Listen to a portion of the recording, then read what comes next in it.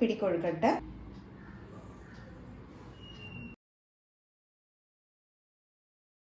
இப்போ 1 கப் அரிசி மாவை இதில் சேர்த்துக்கலாங்க. இப்போ இதை நல்லா வறுத்துக்கலாம். இது மாதிரி வறுத்துக்கிறதுனால கொழுக்கட்டை நல்லா சாஃப்டாக வரும். இப்போ இது 2 நிமிஷம் வரைக்கும் வறுத்தாச்சு. இப்போ இதை எடுத்து தனியாக வச்சிடலாம். அடுத்தது கொஞ்சமாக தண்ணி சேர்த்துக்கலாம். இது கூடவே 3/4 கப் வெல்லத்தை சேர்த்துக்கலாங்க. நான் 1 கப் அரிசி மாவு எடுத்துருக்கேன், அதனால் 3/4 கப் வெல்லம் சேர்க்குறேங்க. நீங்கள் விருப்பப்பட்டீங்கன்னா 1/2 கப் வெல்லம் கூட போட்டுக்கலாம். இப்போ வெல்லம் நல்லா கரைஞ்சிருச்சுங்க. இப்போ இதை வடிகட்டி தனியாக எடுத்து வச்சுக்கலாம். இப்போ அடுத்தது 1 கப் தண்ணி சேர்த்துக்கலாம். 1 டேபிள் ஸ்பூன் பாசிப்பருப்பை 1 மணி நேரம் ஊற வச்சு சேர்த்துக்கலாங்க. 2 ஏலக்காயை தட்டி போட்டுக்கலாம். கொஞ்சமாக நெய் சேர்த்துக்கலாம். நெய் சேர்க்கறதுனால கொழுக்கட்டை நல்லா சாஃப்டாக வருங்க. அடுத்தது நம்ம வடிகட்டி வச்சுருக்க வெள்ளை கரைசலை இதில் சேர்த்துக்கலாங்க. முதல்ல 1 கப் தண்ணி சேர்த்துருக்கோம். இப்போ வடிகட்டி வச்சுருக்க வெள்ளை கரைசல் 1/2 கப் சேர்க்குறோங்க. தேங்காய் இது மாதிரி பீசஸாக கட் பண்ணி சேர்த்துக்கலாம். 1 சிட்டிகை அளவு உப்பு. இது எல்லாத்தையும் நல்லா மிக்ஸ் பண்ணிக்கலாம். இப்போ வறுத்து வச்சுருக்க மாவை கொஞ்சம் கொஞ்சமாக இதில் சேர்த்துக்கலாம்.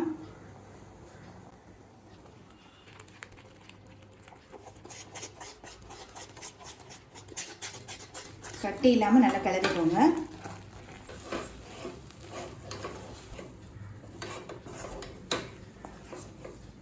இப்போ கொஞ்சமாக நெய் சேர்த்துக்கலாங்க. இப்போ இதை மூடி போட்டு ஒரு 5 நிமிஷம் ஸ்லோலி வச்சிடலாம். 2 நிமிஷம் ஆயிடுச்சு. இப்போ இது ஒரு பவுலுக்கு மாற்றிக்கிட்டு நல்லா நம்ம பிசைஞ்சுக்கலாங்க. கையில் நெய் இல்லைன்னா எண்ணெய் தடவிட்டு நல்லா பிசைஞ்சுக்கோங்க. இப்போ பாருங்கள் நல்லா சாஃப்டாக பிசைஞ்சாச்சுங்க. உங்களுக்கு தேவைப்பட்டுச்சுன்னா கொஞ்சமாக தண்ணி சேர்த்துக்கோங்க. இப்போ கொழுக்கட்டை பண்ண ஆரம்பிச்சிடலாம். தேவையான அளவு மாவு எடுத்துக்கோங்க.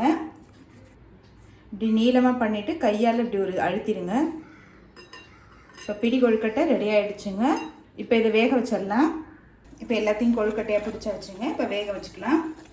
உங்கள்கிட்ட ஸ்டீமர் இட்லி பாத்திரம் எதுவாக இருந்தாலும் யூஸ் பண்ணிக்கோங்க. இப்போ மூடி போட்டு ஒரு 5 நிமிஷம் மீடியம் ஃப்ளேம்லேயே வச்சுக்கலாம். இப்போ 5 நிமிஷம் ஆகிடுச்சுங்க. கொழுக்கட்டை பாருங்கள் நல்லா வெந்துருச்சு. மேலே பார்த்தீங்கன்னா நல்லா ஷைனிங்காக இருக்கும். இப்போ பிடி கொழுக்கட்டை ரெடி ஆகிடுச்சுங்க. கடாயில் தேவையான அளவு எண்ணெய், 1 டீஸ்பூன் கடுகு,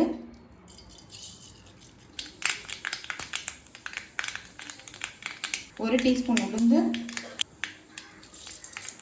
1 டீஸ்பூன் கடலைப்பருப்பு. உளுந்தும் கடலைப்பருப்பும் நல்லா கலர் மாறிட்டுங்க. 2 காஞ்ச மிளகாய், கொஞ்சம் கருவேப்பிலை. அடுத்தது இதில் 3 கப் தண்ணி சேர்த்துக்கலாங்க. தேவையான அளவு உப்பு, கொஞ்சம் பெருங்காயம்.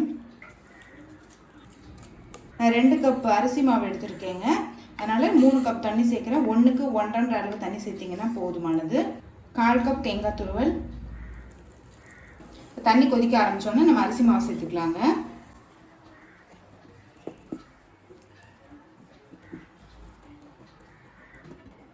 கட்டி இல்லாமல் நல்லா மிக்ஸ் பண்ணிவிடுங்க.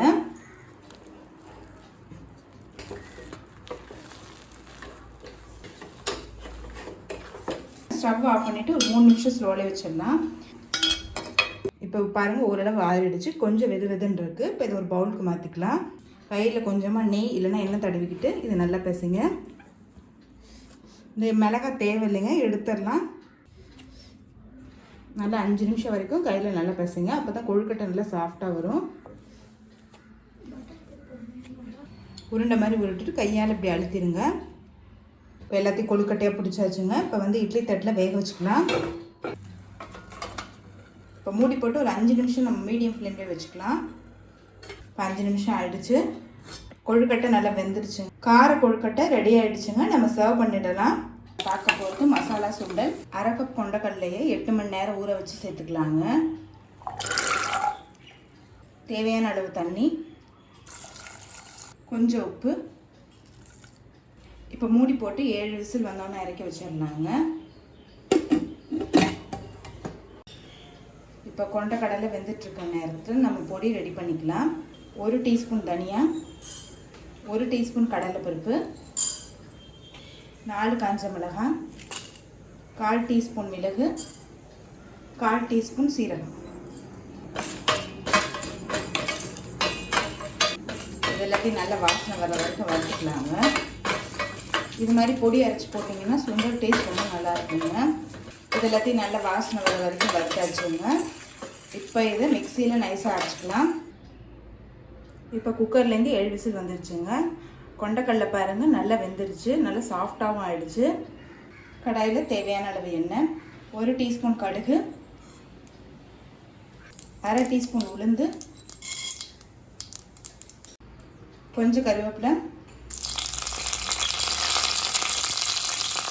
2 காஞ்ச மிளகாய், கொஞ்சம் இஞ்சி, கொஞ்சம் பெருங்காயம்.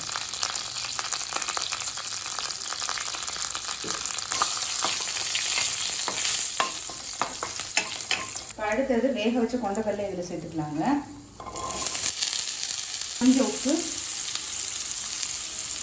கொண்டக்கடலை வேக வைக்கும் போது பால் உப்பு போட்டுக்கோங்க. அதனால் இப்போ கொஞ்சம் உப்பு தான் சேர்க்குறேன்.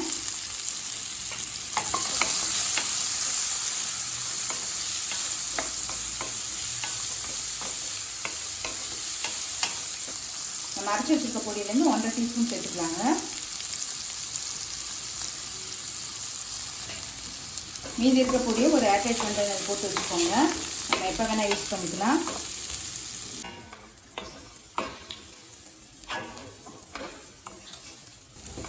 பொடியை ஏற்கனவே வறுத்துட்டதுனால நம்ம லேசாக கலர்னா போடுவோங்க. அடுத்தது இது கூடவே 1 டேபிள் ஸ்பூன் தேங்காய் துருவல் சேர்த்துக்கலாம்.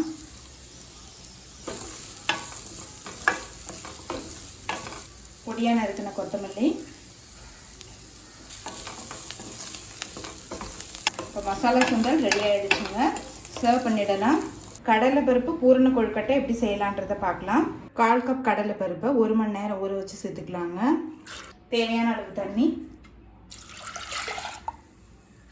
இப்போ மூடி போட்டு 4 விசில் வந்தோடனே இறக்கி வச்சிடலாம். இப்போ குக்கர்லேருந்து 5 விசில் வந்துருச்சுங்க. கடலைப்பருப்பு நல்லா வெந்துருச்சு. இப்போ இதை மிக்சியில் அரைச்சிக்கலாம். வெறும் கடலைப்பருப்பு மட்டும் அரைச்சிக்கோங்க, தண்ணி சேர்க்காதீங்க. இது கூடவே 2 ஏலக்காய் சேர்த்துக்கலாம். இப்போ இதை மிக்சியில் நைஸாக அரைச்சிக்கலாங்க. இப்போ மிக்சியில் அரைச்சாச்சுங்க. இப்போ இதை எடுத்து தனியாக வச்சிடலாம். இப்போ கொஞ்சமாக நெய் சேர்த்துக்கலாங்க. அரைச்சி வச்சுருக்க கடலைப்பருப்பு இதில் சேர்த்துக்கலாங்க. பூரணம் பார்த்திங்கன்னா ரொம்ப தண்ணியாக இருக்கக்கூடாது. அதுக்கு தான் இது மாதிரி கடாயில் போட்டு ஒரு தடவை வதக்கிடுறோம். இது கூடவே 1/2 கப் நாட்டு சர்க்கரை சேர்த்துக்கலாம். நீங்கள் விருப்பப்பட்டீங்கன்னா வெல்லம் கூட சேர்த்துக்கலாங்க. இப்போ நாட்டு சர்க்கரை கொஞ்சம் கொஞ்சமாக கரைஞ்சிக்கிட்டே வரும். அடுத்தது 2 டேபிள் ஸ்பூன் தேங்காய் துருவல் சேர்த்துக்கலாம்.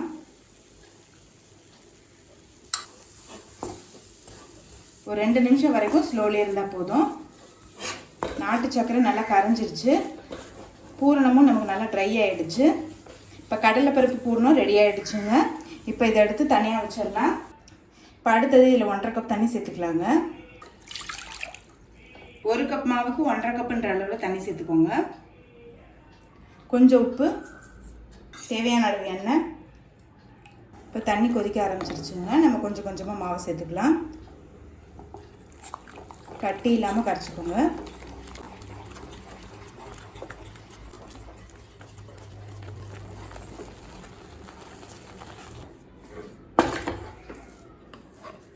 இப்போ இது கொஞ்சம் நேரம் ஆறட்டுங்க.